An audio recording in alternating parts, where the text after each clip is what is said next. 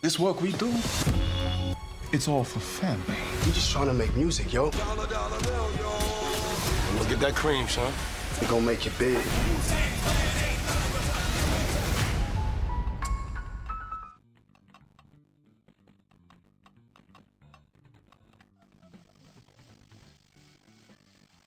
Tom committed suicide by drinking poison, and Mary was poisoned by radiation inside the isotope containment room. We can assume that the rest of the feral ghouls we find in this lab are the remaining researchers and scientists that had also been locked away. But now we have to deal with your fate. How is the sole survivor going to escape? Well, there are two options. You can use the terminal inside Bergman's lab to open the doors to the clean room, which in turn activates the robot security forces. If you choose this option, the ceiling and wall-mounted turrets become aggressive, and Molly comes into the lab, guns blazing, forcing you to kill her.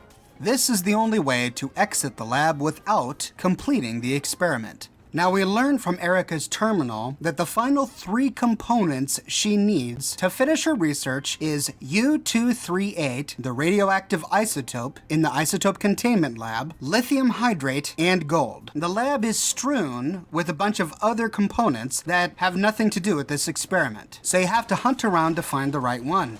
Indeed, the canister that's in this room next to the applicator is actually hydraulic acid. Also note that once you loot these canisters, you actually can't drop them. They stay in your inventory forever. If that bothers you, then make sure that you only loot the ones that are necessary to complete this experiment. To find the first component that you need, exit Erica's lab into the atrium. You're going to see 2 doors on the first floor right before you. The door on the left leads you to a storage room that contains unidentified sample 3111, which is lithium hydrate. The next one you need is gold, which can be found in Dr. Bergman's lab room. This is the room where he locked himself in, whose traps killed Erica. You find unknown sample 611 sitting on a desk next to his terminal. This is the second one you need, gold. The isotope you need is in the containment room. To unlock the isotope containment room, go back down to the first floor and into the room where you found the lithium hydrate. Adjacent to that room is a door that leads you all the way down into the final room, which contains 2 red herring samples, gallium and tungsten, but it also contains a terminal that allows you to unlock the isotope containment room door. The alarms will sound and a glowing one rises from the standing water inside